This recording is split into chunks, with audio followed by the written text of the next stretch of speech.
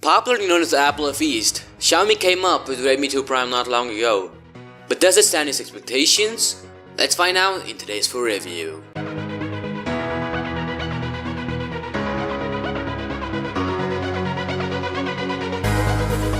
Kicking it off with the build quality and design, this phone is completely made out of plastic, yet it does not fail in giving that premium feel. It's really compact and can be operated with one hand easily. The phone feels really comfortable in the hand. It feels really sturdy as well and won't break unless you decide to go take cracks on it. Taking a look at the sides, to the right we have the volume rockers and the power button. Now there's a minor issue with the power button. It is that sometimes when you try to turn on the phone by clicking the power button, there's a couple of seconds delay. That basically implies that the power button is not that strong and probably won't last a very long period. But that's certainly not a deal breaker, as you can customize your buttons and turn on your phone using your volume rockers as well. But again, it's only a minor issue. I just wanted to get the word out. To the top, we have the 3.5mm audio jack. Moving on to the left, we have absolutely nothing. To the bottom, we have the primary microphone and the micro USB port for charging, data syncing and OTG. Yes, that's right, this phone does support the OTG cable flawlessly. Taking a look at the front, we have a 1280x720 display spread over 4.7 inches, resulting in a pixel density of 312 pixels an inch. The colors are sharp and bright and the viewing angles are really good as well. We also have a 2MP front shooter along with a couple of sensors beside it. To the bottom of the display is something a little interesting. Along with the normal capacitive buttons, we also have a notification LED light. And I think it's pretty sweet and something that not many phones have at this price point. And of course, its color can be customized according to your liking. Slide out to the back and you'll find a few things. First, we have an 8MP shooter alongside an LED flash and also the speakers. Talking about the speakers, these are pretty damn loud and probably the loudest you can get at its price range. We also have the secondary mic and the MI branding to the bottom. And the back is also user removable. Inside of it you will find a 2200 mAh user removable battery, 2 SIM card slots, both of it support 4G, and a microSD card slot that supports up to 32 gigs of storage. But, yes, there's a but to it.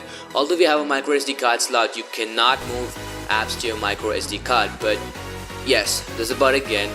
You can move apps to your SD card if you root your device, and rooting is supported by Xiaomi, meaning rooting a device will not void its warranty. Talking about rooting, let me know if you'd like me to do a tutorial on it. Moving on, let's talk camera. To the back, we have an 8MP shooter along with an LED flash. The default camera app is really user friendly and you have multiple settings to mess with. You also get a bunch of built-in effects. In outdoor conditions or daylight, the camera seems to capture a fair amount of detail, but as you zoom in, things get a little worse. Beyond a certain point, you cannot zoom in and can easily see the pixels. And in the conditions or artificial lighting, things get even worse. Pictures are just okay and the flash gives a yellow tint kind of effect to the photos. I know, you can also record videos at full HD resolution, and here's a quick test. Yo, what's up guys, this is iClash and this is a video test. As you can see, it's a pretty pleasant day in India, and I'm also using the inbuilt microphone to record this. No external microphone, just a mic that comes with the phone itself, and the camera quality is pretty decent. Video 1080p, so yep, here's the camera test. Moving on to the front, we have a 2MP shooter, and I think it does a much better job, especially considering it's only 2MP and it's only capable of recording videos at 720p.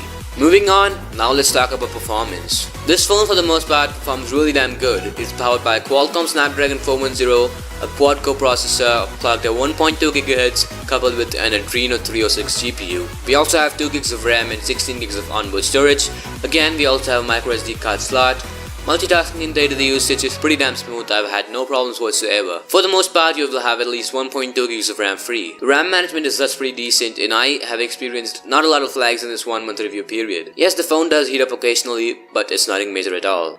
Now let's talk about our favorite part, gaming. This phone can handle graphic-intensive games such as Leah's Fortune and Modern Combat 5 pretty damn smoothly. I've never had any problems playing Clash of Clans either. This phone doesn't heat up that often. Play for 45 minutes at a stretch and it'll still be perfectly fine. Now let's talk sound and loudspeakers. Like I said before, the speakers are pretty damn loud and probably the loudest at its price range. But if you're wondering, here's how loud it sounds.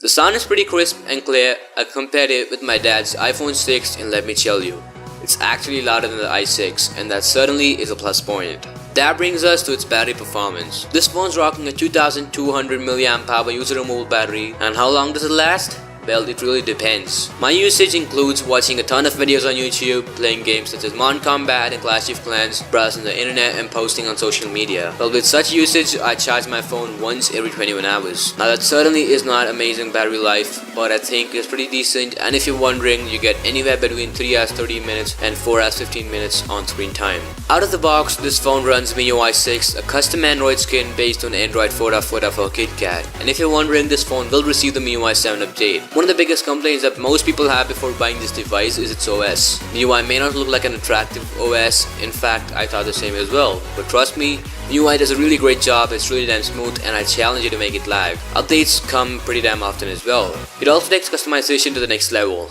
But if you're really a stock Android guy, well then you can still flash stock Android onto this device. That brings me to the final verdict. Is this phone worth the money? Well, let's break it down. The pros include good form factor, great display, great specs, good build quality, very good RAM management, very loud speakers, and decent battery life. The only con that I would say is not being able to move apps to your SD card without rooting. So should you buy this device? Certainly. At $7,000/$110, this phone is a great value for money. Yes, there's some downsides, but remember, it's only $100 or $7,000. And like the great MKBZ said, there is no perfect smartphone. This phone can surf the web, play games, multitask, click decent pictures, and much more. And I think this is the perfect package to anybody that's planning on buying the first smartphone. So that's gonna wrap it up for this video. Links to buy this device will be in the description. Rate this video up if you enjoyed and rate it down if you didn't. But that's about it for me. It's been iClash and I am signing off.